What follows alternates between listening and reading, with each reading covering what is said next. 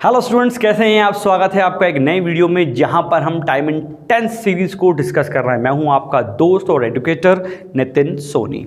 ठीक है, जैसे कि आप जान ही गए होंगे, लंबे समय से जुड़े हुए मेरे साथ। तो आज हम जो है अगले टेंस की तरफ चलते हैं, जो कि है हमारा प्रेजेंट कॉन्टिन्यूअस टेंस। यार जरा इसकी स्पेलिंग पे ध्यान दे रहा। मैंने देखा है कई लोग इसकी स्पेलिंग गलत देते हैं। कॉन्टिन्यूअस, न्यूएस, NUOUS है ना, कई लोग IE पता नहीं क्या लगा देते हैं। ठीक है, तो यहाँ पर प्रेजेंट कॉन्टिन्यूअस टेंस की हम बात कर रहे हैं। प्रेजेंट यानी होता है वर्तमान, और कंटिन्यूअस यानी क्या होता है, कोई चीज़ सतत, है ना। और टेंस यानी काल, मतलब वर्तमान सतत काल ऐसा बोलेंगे क्या? नहीं, इसको कहा जाएगा सतत वर्तमान काल। अब काफ़ी चीज़ें इससे क्लियर हो गई होंगी आपको। सतत वर्तमान काल मतलब कोई चीज़ वर्तमान काल में सतत रूप से जारी है। सतत रूप से जारी है पर टेम्परेरी एक्शन, मतलब it shows the temporary action in present, मतलब something is in running process but it is being done temporarily. Continuous वो काम हमेशा जारी नहीं रहेगा, क्योंकि अगर हमेशा चलता रहेगा तो वो तो हैबिट बन जाएगा। और as you all know, habit present simple में होती है। जैसे कि मैं रोज मंदिर जा रहा हूं नहीं होता है, मैं रोज मंदिर जाता हूं, है ना। जाता हूं बोलोगे मतलब तुम्हारी आदत है, और जा रहा हूं मतलब आजकल जा रहा हूं, बाकी मैं जाता नहीं हूं यूजुअली। तो वो अलग अलग बातें, ध्यान रखिएगा। तो प्रेजेंट कंटिन्यूअस टेंस में क्या देखा हमने? वर्तमान में कोई चीज़ जारी है हमारे लोगों के बात करने से। तो नॉर्मली आप लोग ये पढ़ते हैं सेंटेंस के अंत में रहा है, रही है और रहे हैं।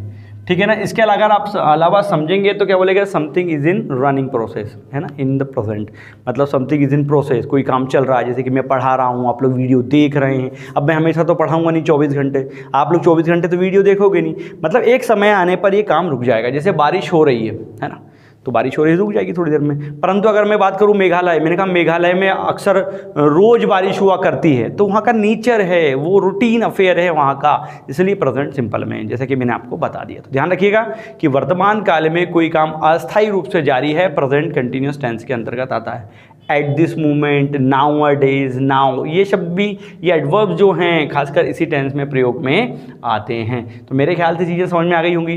कभी कभी ये जो टेंस है ना, भविष्य को भी शो करता है। जैसे कि बोलते हैं ना, अगले हफ्ते में भोपाल जा रहा हूँ, I am going to Bhopal next week. तो फ्यूचर को भी डिनोट कर सकता है, कि उसमें घबराने की ज़रूरत नहीं है ना। शाम को पापा जी मुझसे मिलने आ रहा है, my father is coming to meet me in the evening, ऐसा बोलते हैं, अपन सुना होगा।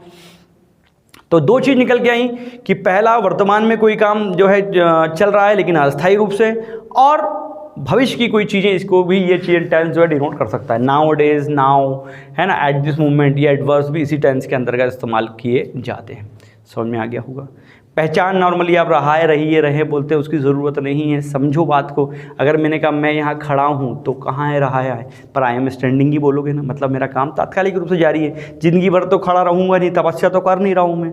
ठीक है, तो ये छोटी छोटी चीज़ें हैं डियर स्टूडेंट, जो आपको माइंड में रखनी है। और कंसेप्ट को समझिए आप, ऐसा रटने वाली काम नहीं है कि रहा है, रही है, रहे हैं, गड़बड़ होता है उसमें। ठीक है, स्ट्रक्चर की बात कर लेते हैं। अफर्मेटिव की अगर बात करेंगे तो याद रखिए, सबसे पहले क्या आएगा आपका? सब्जेक्ट। कंटिन्यूअस कोई सा भी हो, यहाँ पर वर्ब की ING फॉर्म आती है, कई लोग इसको वर्ब की फोर्थ फॉर्म भी बोलते हैं, और फिर आती है ऑब्जेक्ट।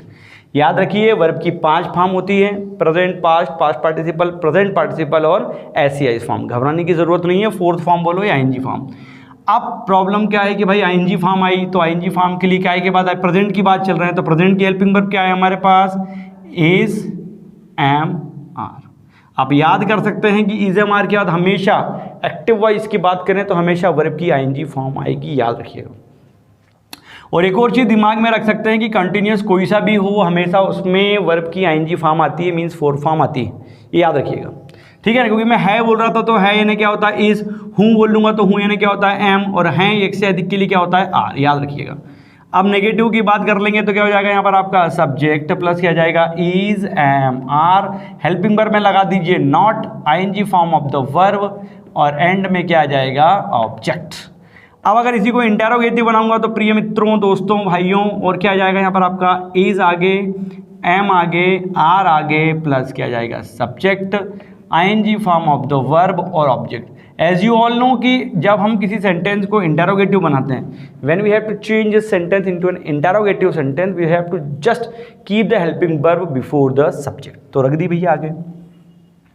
अब सवाल उठा कहाँ क्या लगाएं, तो आप जानते हैं आई के साथ एम लगेगा। क्यों? क्योंकि मैं जा रहा हूं, और एम यानी क्या होता है? हूं। ध्यान से समझिएगा, ही के साथ, शी के साथ, इट के साथ और सिंगुलर सब्जेक्ट के साथ लगाएंगे इज। क्यों? क्योंकि इसका मतलब होता है, क्या बोलते हैं? वह जा रहा है, वह जा रहा है, मैं जा रहा हूं। तो हूं के लिए एम, है के लिए इज। अब क्या जाएगा यहाँ पर? अगली बात क्या है? यू, वी, दे, और जितने भी प्लूरल हैं तो प्लूरल के साथ क्या लगा रहे हैं? आर, क्योंकि आर का मतलब क्या होता है? हैं। है में ये बिंदी लगी है तभी ये प्लूरल बन रहा है। बोलते हैं वे जा रहे हैं मतलब आर। अगर इस प्रकार से आप फोनेटिक्स के थ्रू याद करेंगे तो याद ही नहीं करना पड़ेगा, समझ में आ जाएगी, अपने आप मुंह से निकलेगा आर। है ना? हैं आर, हूं एम, है इज, वह नाच रही है, सी इज डांसिंग, वे नाच रहे हैं, दे आर डांसिंग। सिंपल, ठीक। अब यहाँ पर एक सेंटेंस अगर मैंने लिखा कि भाई ये कि बहुत इंपॉर्टेंट सेंटेंस है, वर्षा हो रही है, कई बार एग्जाम में आया है, 10th में खूब ट्रांसलेशन पूछते हैं, ठीक। अब सेंटेंस याद रखेंगे आप, मौसम का हाल बताते हैं हमेशा इट से, तो क्या जाएगा? इट सिंगुलर है, क्या लगा देंगे? इज। बारिश होना मतलब रेन, आईएनजी फॉर्म क्या हो जाएगा? It is raining. बारिश हो रही है तो टेम्परेरीली हो रही है, वर्तमान में अस्थायी रूप से हो रही है, हमेशा थोड़ी चलेगी कि चली रही है, बारिश ही होती रहेगी, ऐसा नहीं होता है, ठीक है।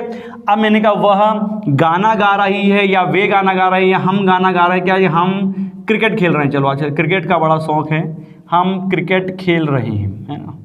आजकल हर लड़का ये गेम खेलता है, वो है क्रिकेट, वो तो खेलते ही है, परमानेंट है। हम मतलब वी के साथ क्या जाएगा? आर, क्योंकि प्लूरल है। हैं बोला, देखो भाई हैं बोला मतलब तो आ रहा नहीं है। We are playing cricket. अब नेगेटिव होता तो क्या होता? We are not playing cricket, और इंटरोगेटिव में क्या हो जाता? Are we playing cricket. Interrogative negative कैसा होता भाई? Are we not playing cricket या आरंट वी प्लेइंग क्रिकेट, सब ठीक होता। अब ये तो हो गई 10th की बात। 12th में कैसा क्वेश्चन आता है? जैसे कि मैंने कहा शी कुक्स फूड, ऐसा एक सेंटेंस लिखा है, और लिखा है कि भाई नीचे लिख देंगे चेंज इनटू प्रेजेंट कॉन्टिन्यूअस। एक बात और याद रखना है यार, प्रेजेंट कॉन्टिन्यूअस को ही प्रेजेंट प्रोग्रेसिव टेंस भी कहते हैं, इसको प्रेजेंट प्रोग्रेसिव भी कहते हैं। एक बार क्या हुआ, बहुत समय पहले की बात है, शायद 2013-14 में एक क्वेश्चन आया, ही प्लेज हॉकी, और लिख दिया change into present progressive tense. सारे बच्चे परेशान कि ये प्रोग्रेसिव क्या होता है। अब प्रोग्रेसिव का मतलब क्या? आगे बढ़ता हुआ। आगे बढ़ते कब बढ़ोगे? जब जारी रहेगा कोई काम। तो कॉन्टिन्यूअस और प्रोग्रेसिव एक ही हैं, ये बात ध्यान में रखना है, ठीक है। शी कुक्स फूड, सबसे पहले क्या है? सब्जेक्ट लगा दिया शी, सिंगुलर सब्जेक्ट है, क्या लग जाएगा? इज। कुक की आईएनजी फॉर्म क्या हो जाएगा? कुकिंग, और लास्ट में ऑब्जेक्ट क्या है हमारा? Food. She is cooking food, that's it, और कुछ भी करने की जरूरत नहीं है। समझ में आ गया होगा। एक और क्वेश्चन लेते हैं। सपोज करो अब अगर ऐसा होता, जैसे कि मैंने कहा कि Ram was not watching TV,